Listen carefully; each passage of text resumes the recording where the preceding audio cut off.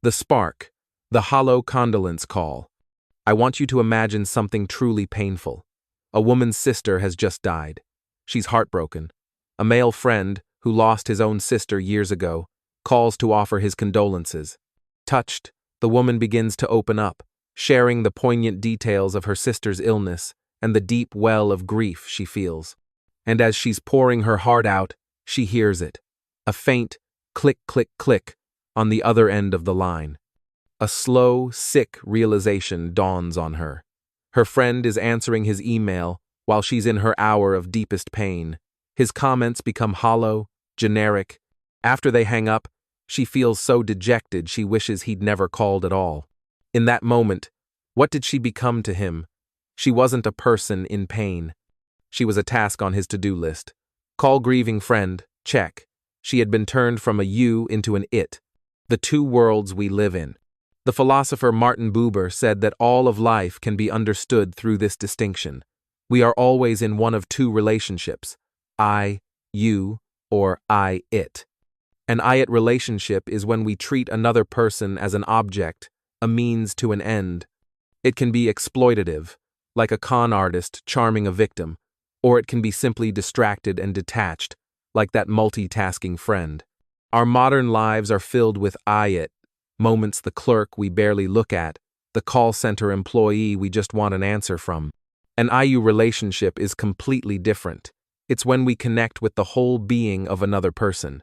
It's marked by empathy, attunement, and full presence.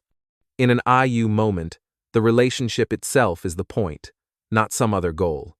Think of the dating test one woman used. She would time how long it took for her date to ask a question with the word you in it. It's a brilliant way to see if someone is trying to build an I-you connection or just delivering an I-it monologue. The deepest connection, feeling felt. In Japan, there's a concept called amai. It's a kind of deep attunement where you are expected to sense another person's needs and feelings without them ever having to say a word. It's the ultimate I-you connection, where you feel so completely understood that you feel felt. It's what a mother does for her baby, and it's what we secretly yearn for in our closest relationships. But the boundary between these two worlds is fluid. Every you can become an it in a moment of distraction. And every it has the potential to become a you in a moment of true connection. The pain of being an it.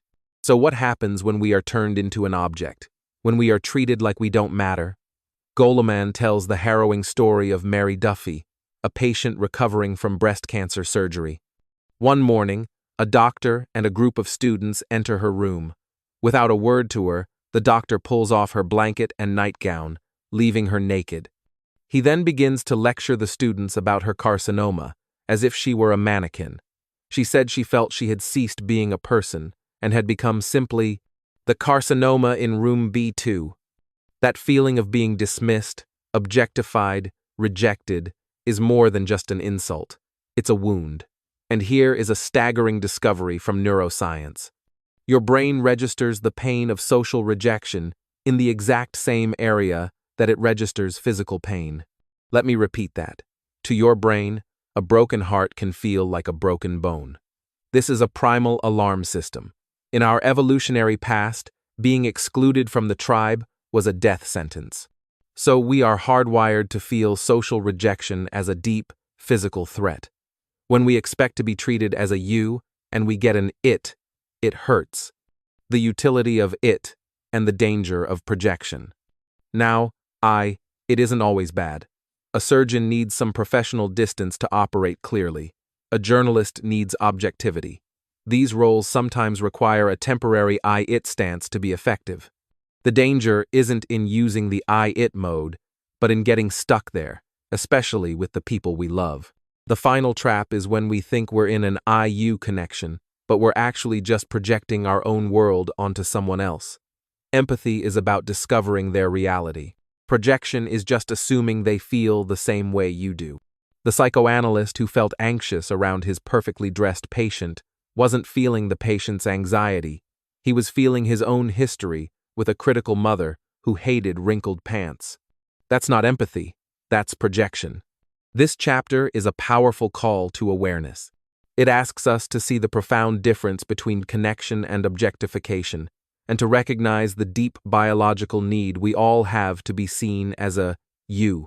How we treat people is not a soft skill. It has a real, physical impact on them and on us. Let's open the circle for our reflection.